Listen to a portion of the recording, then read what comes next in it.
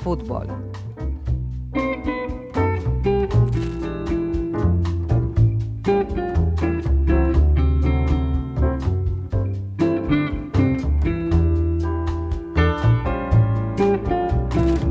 Carlos Borsa es periodista partidario del Club Atlético Independiente. Conduce los programas La Cocina del Rojo y Campanas del Infierno.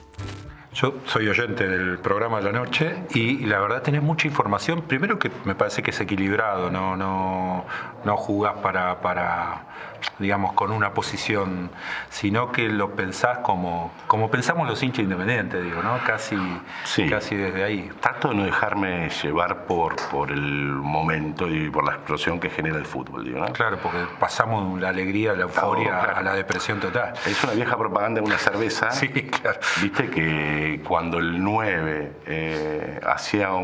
erraba un gol, decía, sacalo, esté muerto. Y cuando lo hacía te dije que es un fenómeno. El mismo tipo al minuto, ¿viste? Entonces, sí, tratamos de estar equilibrados. Después cada uno en el programa somos muchos. Sí. Y la verdad que yo siempre les digo, tienen la libertad para decir absolutamente lo que quieran, siempre y cuando sea argumentando. Ahora, este tema no es solo de un club.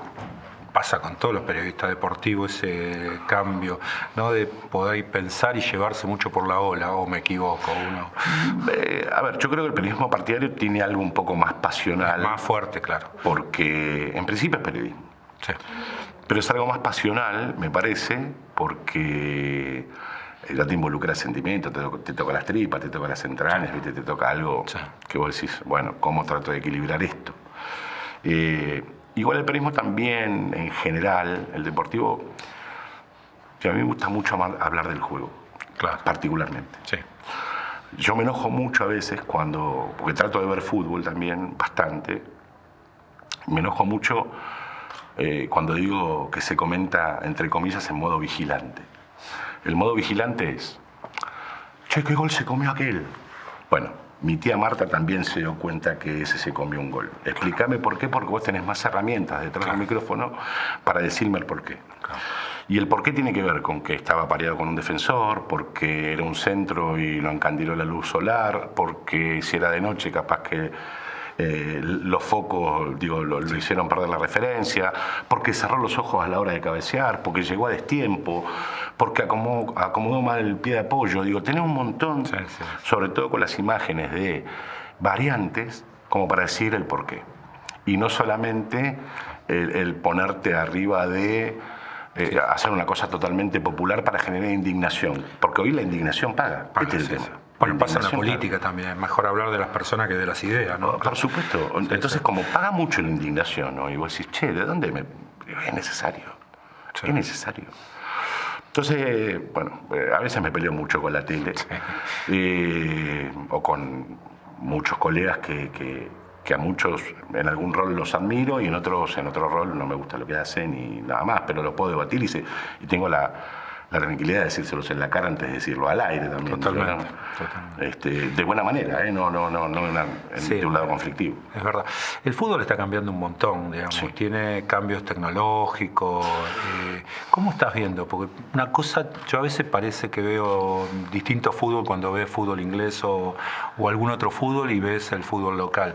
Y por otro lado, Argentina es una referencia mundial, ¿no? Sí. Nosotros alimentamos a Europa de jugadores. Sí. No sé, ves el juvenil y la verdad, los jugadores tenemos un equipazo, digamos. ¿Cómo estás viendo eso, estos cambios y el fútbol en general? A mí el fútbol argentino en líneas generales me encanta. Capaz que tiene que ver con esto de haber nacido acá. Sí. A mí me encanta el fútbol argentino. Vos me pones un fin de semana y decís, che, ¿qué querés ver? No sé. Sí, el Nacional B. Tigre Sarmiento o la Premier. Y déjame Tigre Sarmiento. La Premier me parece de las ligas más importantes, sí, ¿no? O de las más lindas para ver o más atractivas. Ahora después, yo creo que siempre corrimos de atrás en un montón de cosas con respecto a Europa en infraestructura, sí, y en un montón de situaciones. Ahora, vos me preguntás, ¿por qué el futbolista argentino es tan valorado afuera? Y capaz que por esa cuestión ambigua que tenemos nosotros de la exigencia que a veces nos pasamos de rosca y hasta qué punto llega, sí, y eso le hace un callo al futbolista que me parece que después parece un todoterreno. Muchas veces hablas con futbolistas que están en lugares de privilegio y cuando vuelven a la Argentina dicen, che, ¿sabes cómo extrañaba que me puteara? Y vos decís, pero en serio estás diciendo. Y vos decís, no está bien, pero pasa. Pasa. Entonces, digo, yo al fútbol argentino lo veo envuelto muchas veces en el negocio y a veces los hilos del negocio se notan y mucho, pero creo que pasó toda la vida. Me da cierta añoranza la década del 80, pero uno, viste que naturalmente vuelve a esas etapas adolescentes porque parece que fueran... Donde vivimos nosotros. Donde fueron muy fuertes y donde te empiezan a marcar también. El adolescente absorbe todo. Alguna vez, mira, con respecto a esto dijo... Porque uno dice, che, qué felices éramos cuando éramos chicos, ¿no? Sí. Llevado al fútbol o cualquier plan. Y un día al flaco Dolina le escuché una frase que yo creo que es muy difícil, viste, que uno lo piensa y después decir, esto es. Este lo dijo así. Porque tiene la cabeza para decirlo. Y un día el negro Dolina dice, ¿sabes por qué nosotros añoramos cuando éramos chicos? No era porque la pasábamos tan bien, era porque estábamos todos. Mira qué simple, ¿no? La pucha. Claro, uno no tiene tanta pérdida cuando es chico, en líneas generales. Entonces es todo más contenido, es todo más feliz, es todo más dinámico. Bueno, y en esa felicidad también entra el fútbol y el descubrir el fútbol. Entonces el fútbol uno parece que siempre fue mejor. Vos hoy te encontrás con uno de 30 y te dice, no, porque yo a los 16, 17, te encontrás con uno, y todos van como referencia a esas edades. La adolescencia, sí. A la adolescencia. Sí. El fútbol argentino ha pasado por un montón de etapas y todavía sigue subsistiendo de una manera maravillosa e increíble. Sí, es increíble. Bueno, Dolina decía, lo escuchaba la otra vez, un oyente le dice, no, a mí me gustaría que nos pareciéramos a Noruega. Y él le contesta, dice, ¿sabes qué pasa? Dice, esto es como mi viejo. Dice, a mí mi viejo me hubiera gustado que fuera Einstein. Pero era el bebé Dolina. Claro. Y la verdad cantaba tango, era cantador y seguramente no tenía la inteligencia, pero yo me quedo con mi viejo, decía, ¿no? Absolutamente. Ese es fantástico. Aparte a ver, Jorge, nos ponemos en una situación de lugar. ¿Sí? Imaginemos un momento conflictivo que puede pasar en cualquier fin de semana, en cualquier estadio de fútbol argentino, con un fallo arbitral que vos lo mirás de reojo y decís, me parece que me están choreando, ¿no? Sí. ¿Ustedes se imaginan acá como en España que sacan un pañuelo y dice el árbitro es una niña? No. Difícil. Sí. Difícil. No, muy difícil. Sí. Entonces, se vive distinto. Entonces la verdad que en eso de lo cultural tenemos también esta cuestión de decir, che, qué lindo aquello. Pero después la verdad que nos quedamos con esto, con lo bueno, con lo malo, con lo que hay que mejorar, que me parece que es un montón. Sí, pero el fútbol argentino tiene una cosa... Sí. No, totalmente. Y bueno, todas las canchas llenas. O sea, uno ve todas las canchas llenas y ve que... Y eso también tiene una doble mirada, me parece. Porque yo recuerdo en la década del 80, volvemos a la década del 80, y equipos que eran recontra competitivos y protagonistas no llenaban las canchas. No. En todos los partidos. No. Entonces acá hay, creo yo, una cuestión, sobre todo en los clubes grandes, que se ha generado cierto elitismo que a veces duele. Porque hoy el tipo que va a la cancha, que no es socio de un club, tiene que pagar una platea de 150.000 pesos. Entonces vos decís, che, una platea de fútbol, 150.000 pesos, vale más que una entrada a un teatro. Y esta persona quiere ir con un familiar o con los chicos, yo qué sé, se te van 500 lucas, 500 claro. lucas. Sí. No, estamos hablando de una jubilación mínima, son 300 y pico lucas, ¿no? Sí. Una locura. Entonces, ese elitismo me parece que no está bueno y habría que reconfigurarlo de alguna manera, habría que sectorizarlo por lo menos. A mí me parece que eso arrancó con un modo Boca, y es verdad. Donde Boca empezó a tener mucha cantidad de socios y mucha demanda. Esa demanda hizo que quedaran los que podían sobrevivir y en esa supervivencia quedaron un montón afuera. Y hoy el fútbol expulsa a muchos hinchas que genuinamente quieren ir. Y bueno, habrá que replantearse ese tema, me parece. Hay algunos aspectos igual de diferencia de esa adolescencia ahora, ¿no? Uno creo que es que los jugadores permanecían mucho más tiempo en los clubes. Hoy hay una rotación mucho mayor. Por supuesto. Y por otro lado, yo recuerdo, no sé, Independiente tenía 50.000 socios y estamos arriba de 100.000. 170.000. Que me dijeron que después, por este lío que pasó con la Copa Sudamericana, se bajaron 10.000, pero 160.000. Es un montón. ¿Cómo hace para decidir quién va a la cancha y quién no? Es un problema también para los dirigentes, ¿no? Sí, claro. No hay cancha que aguante. Ahora, después tiene 15.000 abonados con Independiente, tiene la verdad que un récord de abonos. Pero en esto también, sí a Independiente, en el caso puntual, ha logrado de que en las malas, esa parte del argentino solidario, ¿viste? Que aparece siempre, en las inundaciones, en una guerra, en esto, en lo otro, decir, che, el club está mal. ¿De qué manera lo puedo poner el Haciéndonos socios. Haciéndonos socios y pagando la cuota. Con esto aporto. Si puedo ir a la cancha voy, si no puedo entrar, lamentablemente no voy, o me da bronca no ir, pero por lo menos aporto de mi lado. Correcto. Entonces, desde ese lado yo creo que el hincha se ha comprometido más. Y hoy ves, en los clubes grandes es difícilmente ver un espacio vacío en una cancha. No hay manera, a diferencia de los 80, los 90. Y esto tiene que ver con que lo bueno y lo malo. En esa época todavía tenías visitantes locales, ahora son todos locales y están todos llenos. Sí, se está haciendo una prueba que ojalá funcione, digo, ¿no? En algunas canchas. Sí, es una pena. Porque eso también es parte del folclore, ¿no? Del fútbol. Sí, porque también esta cuestión ambigua que tenemos, insisto, es que no todo está bien.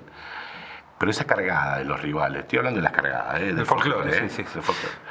Esas cargadas también a veces agrandan al futbolista si el rival le quita. Claro. No cuando el propio lo insulta. Entonces, yo creo que también hasta sacaría el foco del insulto del propio. Una vez, mira, Mariano Pernía, que en Independiente tuvo un rato, muy poco, pero después fue muy exitoso él jugó en el Atlético de Madrid, jugó en la selección, jugó un mundial para la selección de España. Sí. Él me dijo, si vos supieras lo que provoca en el futbolista el insulto del propio, te puedo asegurar que lo pensarían 2 o 3 veces antes de insultar. Entonces, ¿qué te genera el público visitante también? Descargar esa bronca que vos tenés, no en los tuyos, sino en del rival, entendiendo ese folclore. Exacto, sí. Bueno, es todo un tema, ¿no? El tema de las hinchadas. Hoy yo lo que veo también es que los pibes muchas veces ese fanatismo lo lleva a situaciones incluso hasta de violencia, que yo no sé, siempre hubo pelea entre las hinchadas. Yo recuerdo se agarraban a trompadas afuera, en la vía, pero hoy las peleas se dan entre las propias hinchadas, eso es lo raro. Y en varios clubes, en todos los clubes creo que pasa. No es raro. Son lugares de poder y lugares de negocio. Sí, claramente. Son lugares de negocio. Definitivamente son lugares de negocio. Antes eran peleas por la bandera, ahora es pelea... Antes se peleaban por las banderas, los trapos, yo soy el que va y lo manguea a los futbolistas y saco 2 o 3 pesos para viajar al interior y seguirlo. Hoy no, hoy tenés negocio de los trapitos, tenés el negocio de ir al mundial, tenés algunas barras que tienen porcentaje de los futbolistas en inferiores. Entonces, no es un lugar de decir, yo quiero estar porque soy más hincha que el otro. No, son lugares de poder. Son absolutamente lugares de poder. Como las presidencias de los clubes son lugares de poder. Sí. Bueno, están habiendo muchos problemas con eso, ¿no? Estaba viendo el caso de San Lorenzo, que no está acéfalo, ¿no? Una cosa extrañísima, digo. Todas estas cosas nos están pasando. Porque son lugares de poder hoy con tal de ganar. Yo escuchás cada barbaridad que vos decís, ¿estás hablando en serio? Entonces, dice, no, este es poderoso, entonces este nos va a salvar de esto.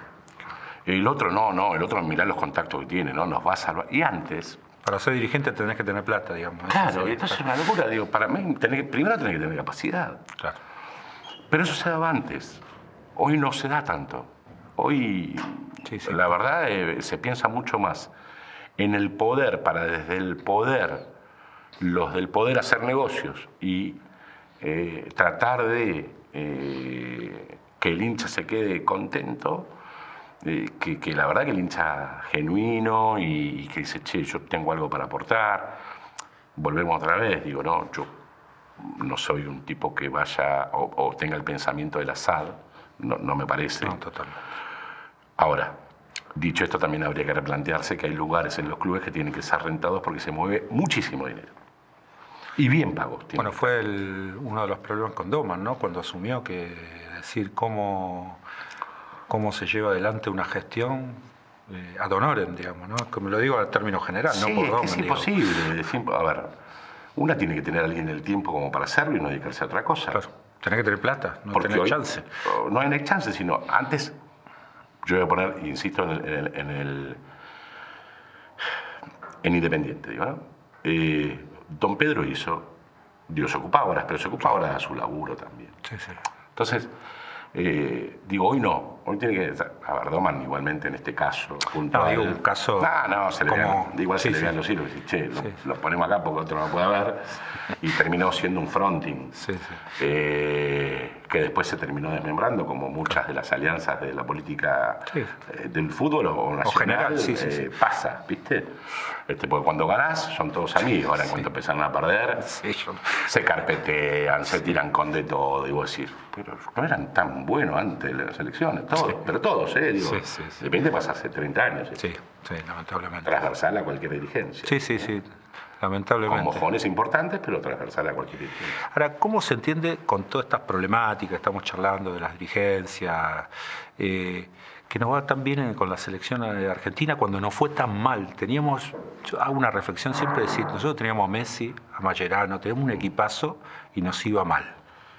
Hasta que apareció un desconocido como Scaloni y empezamos a... También criticado. Scaloni, digo, ¿no? Sí, pero fue como una sorpresa. Digamos que nadie entendía por qué habían elegido y sin embargo salió bien. Ahora, si me permitís, Jorge, déjame disentir en esto. A ver.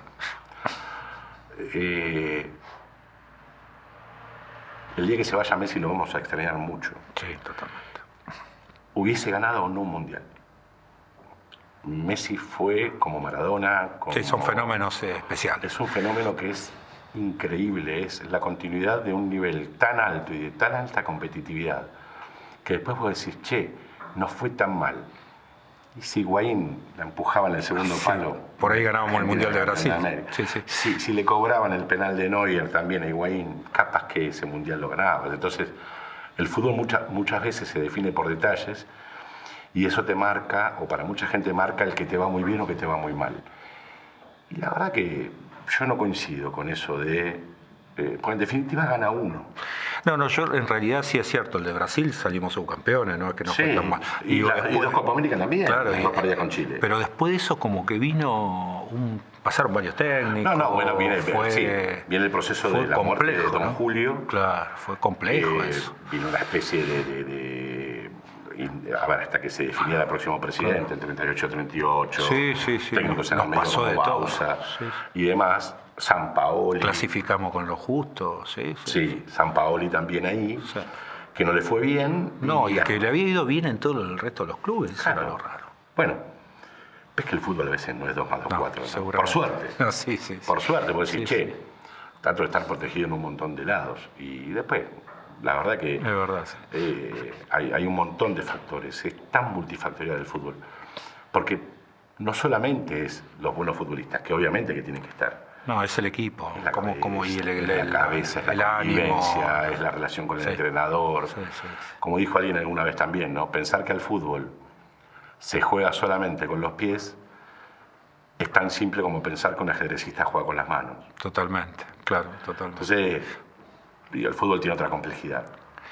Ya que te tengo acá, dale. ¿Cómo ves las inferiores de Independiente? Yo a veces te escucho de jugadores que desconozco absolutamente y digo, ese Barros Ayala debe ser bueno si lo dice Borja. Luchito Barros Ayala es un lateral derecho que, bueno, por lo menos a mí me gusta, pero después todos tienen que llegar a la primera y dar ese examen. Seguro. Digo, ¿no? Pero vos ves y esto es trasladado también a la facultad, decir, che, este es bueno. Y cuando vos lo pones en la cancha, este tenía más ganas, no era tan talentoso, pero con las ganas llegó. Bueno, se verá. Digo que hay. El tema es que se animen a ponerlo, el tema es que la urgencia del fútbol, a veces a los técnicos como no les dan tantas garantías en cuanto a su continuidad, no se animan porque dice, me estoy jugando el puesto, yo pongo este pibe, pierdo 3 partidos y me rajan. Entonces, ese proyecto que era proyecto dejó de ser proyecto. Y ahí se empieza a complicar la cosa. Bueno, Milito dirigiendo Argentino Junior. Pierde los primeros 3 partidos. El presidente lo agarra y le dice, tranquilo, yo te contraté por 3 años, no por 3 partidos. Entonces le dio la tranquilidad ya, como para continuar. Entonces, yendo a tu pregunta de vuelta, Jorge, hay muchos chicos muy talentosos en las inferiores, pero no solamente Independiente. En todos los clubes veo que el Vélez, ¿no? Vélez es una cantera impresionante. Es impresionante. Bueno, River, Boca, los Racing están muy también. bien. Argentinos también tienen chicos muy talentosos. Racing también tiene chicos muy talentosos. Lanús, Banfield, ahora un poquito menos, pero también en líneas generales siempre hay futbolistas que vos decís, che, acá parece que se termina la cosa y te empiezan a aparecer nuevos futbolistas. Al nivel de Messi, No, es muy difícil.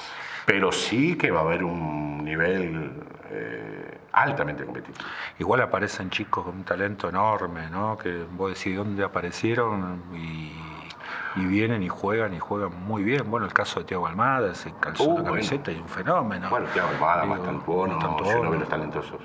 Defensores también, como el Cuti Romero. El Cuti Romero es extraordinario. Dos de aquellos. Yo hace rato que no veo un central con esa característica y con esa personalidad. Que uno ve a la selección argentina y juega muy bien. Y juega con una tranquilidad que vos decís, esto es fantástico, ¿no? Bueno, pero eso es parte de lo que hablamos antes, me parece, ¿no? De la cabeza, de la seguridad, de decir, che, me saqué esa mochila de encima. Ahora puedo jugar. Y ahora tengo ya esa confianza como para jugar. Antes era la presión de, y capaz que en esa presión de hacer algunas cosas aceleradamente, broncas internas, bueno, un montón de cosas que también tiene el fútbol. Con el tema de los chicos, digamos, una de las críticas que creo que se le hacían a Bacari es que no ponía a los pibes. Digo, vos pensás que eso lo podía verlo, no sé, el caso de los tres, el número 3, por ejemplo, ¿no? Que trajimos 2-3 y estaba el Samba de Irastorza. Decir, ¿por qué no le digo la chance, digamos? Sí. Es por esto mismo que sí, asegurarme que... O eso de la competencia de los jugadores que a mí también me hace ruido. No, yo creo que la competencia interna tiene que estar. Y Bacari me parece que mereció. Sí, porque le había ido bien. Le había ido muy bien. Entonces mereció que le trajeran tantos futbolistas. Ahora, sí creo yo, vos decís, che, se te va un 3 importante para Independiente como Angulo, que ha sido determinante en la cantidad de goles. O sea, fue el lateral con más goles del fútbol argentino en tan poco tiempo. Y se adaptó muy bien y muy rápido. Yo creo que cuando te viene un 3, ya el otro 3 ya está. Decís, no, acá está el freno del dirigente, decís, no. Pero sí, a mí lo de Bacari, no me lo preguntaste, pero te lo digo, me parece que fue una gestión de buena para muy buena, porque potenció jugadores, porque le dio una identidad, porque llegó a una semifinal y el detalle de un penal la podíamos haber ganado. Te puede llegar a ser finalista y campeón. No pasó, pero estuvo cerca. Valorizó un montón de futbolistas, o sea, futbolistas que llegaron, no te digo por 2 pesos, pero por 1 millón, 2 millones de dólares, después pasaron a valer más de 10. Entonces también tiene un valor, y sobre todo el valor que le dio a Bacari y yo, entre tanto negocio del fútbol, es que es un tipo honesto. Sí, eso daba la sensación, ¿no? Ser un tipo honesto. Entonces, encontraron honestidad en el fútbol, un técnico que no diga... a oído sordo un dirigente decir, mirá que tenemos que poner este jugador sí o sí porque me lo trajo el representante, o que venga el representante y le ofrezca unos mangos para poner a otro futbolista. En esa no entró nunca Bacari, y yo la verdad digo, esos tipos dámelo, porque última se pueden equivocar, pero a partir de la convicción. Sí, totalmente. A partir de la convicción. Sí, es como decir, ¿no? Los resultados no te ayudan y te llevan y te empujan. Más allá de los pibes también hay otro fenómeno en el fútbol. Los jugadores se retira mucho más tarde. Messi está en un nivel altísimo, tiene 38. Sí, claro. Di María. Sí, claro. Ese es otro fenómeno que está ocurriendo. Cristiano Ronaldo, a pesar de que está en una liga menor, pero digamos sigue haciendo goles y compitiendo a nivel internacional. Esos tipos son animales competitivos, ¿no? Pero sí el futbolista hoy, creo, que tiene otra preparación a los que... En lo físico. En lo físico, en la alimentación, en todo. O sea, hoy un futbolista de alto rendimiento se nutre de otra manera, se lo exige de otra manera, se entrena de otra manera. En la década del 70-80 se entrenaban con una base muy parecida a la del atletismo, mucho fondo, Hoy no tiene sentido, hoy es mucho con pelota. La bolsa rápida. De arena, ¿no? ¿Te acuerdas? No solamente la bolsa de arena, Jorge. hablas con un futbolista que jugó en los 70, te cuenta. Los entrenamientos te decían, nosotros nos cargábamos un compañero a los hombros y tenemos que trepar una tribuna con el compañero trepado acá. Una locura. Sí. Una locura, terminan todos rotos de la cintura. Vos ves un jugador de los 70 de alto rendimiento, todos ves la pierna, le pasan dos perros peleando por abajo de la pierna. Es una locura. Sí, es verdad, y se dan todos, ¿no? Todos los jugadores antiguos. Se dan mucho. Entonces hoy el futbolista de alto rendimiento cambió. La alimentación, la manera de entrenar. Tienen nutricionistas, tienen está mucho más contenido. Correcto. Tienen psicólogos, cuando antes el psicólogo no estaba aceptado en el fútbol. Exacto. Entonces tiene un montón de contenciones que me parece que lo llevan a ser después un futbolista de élite, y esto estira la vida útil del futbolista, ¿no? Alguien me dijo una vez también, dice, si vos vieras lo que come Messi, no se te ocurriría ni de casualidad alimentarte de esa manera. Mira. Es todo feo. No encontré una comida que sea más o menos rica. Dice. Pero antes era milanesa, claro. Antes decía, antes todo. ¿No? Puede decir, che, se clavó un plato de fideo antes de ir a jugar. Sí, bueno, el de frente también se clavó. Sí, también, claro. O sea, entonces, no, la cosa es totalmente distinta. Totalmente distinta. Te hago una más, Borsa, la verdad que agradeciéndote que hayas estado aquí con nosotros. Tenés un muy lindo programa que es La Cocina del Rojo hace años, y a mí me gusta mucho como entrevistás, y sobre todo pasan muchos jugadores de aquella época, ¿no? De los 70, que te cuentan historias fantásticas, historias de vida. Sí. ¿Cómo vivís eso? ¿Cómo lo formás? ¿Cómo lo armás? Pues la verdad es muy lindo el programa. Sí, a ver, esta fue una idea de 2010 que la pude llevar a cabo en 2017, digo, ¿no? Mi idea siempre fue decir, bueno, bajemos al bocha del póster. ¿Qué quiero decir con bajar al bocha del póster? Que tiene la estatua, tiene una calle, tiene el nombre de la cancha. Digo, ¿cómo bajar al bocha del póster? Digo, humanizarlo en el punto de que hagamos cosas que hacemos todos durante todo el día o todo el tiempo, que es cocinar, por ejemplo.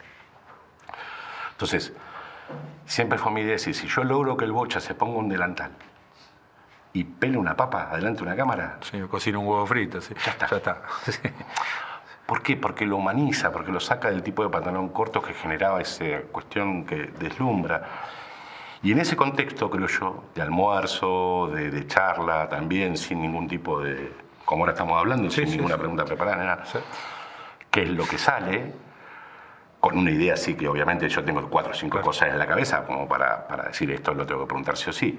Pero después la charla te va llevando. Sí. Entonces a mí me parece que el modo charla es un modo donde el futbolista o el exfutbolista se abre, donde sale más cosas si vos vas no, porque aquella vez no le saca nada. No, claro. Entonces, en esa apertura yo creo que se logran cosas muy lindas, pasamos de cuestiones muy eufóricas, muy risueñas, a muchas veces estar con situaciones de llanto y de emoción fuerte. Sí. Y pasamos por todos esos estados. Después, nada, soy un enfermo de la edición, no le quiero sacar la pintura a piñón fijo, pero las charlas duran capaz que 2 horas. Claro, y la tenés que reducir. Y de esas 2 horas yo nada, son horas sentado, en principio yo, sentado y revisando toda la charla y cortando todo en un Excel. Yo después, fuera de cámara, te muestro una hoja de Excel de corte y vos decís, vos estás loco. Porque yo le paso después al editor, digo, para aquellos que no... Bueno, los chicos de atrás lo van a entender. El crudo, el render con el timecode, ¿no? De ese timecode yo le marco hora, segundo, hora, minuto, segundo, y centésima, porque te lo marca el timecode también.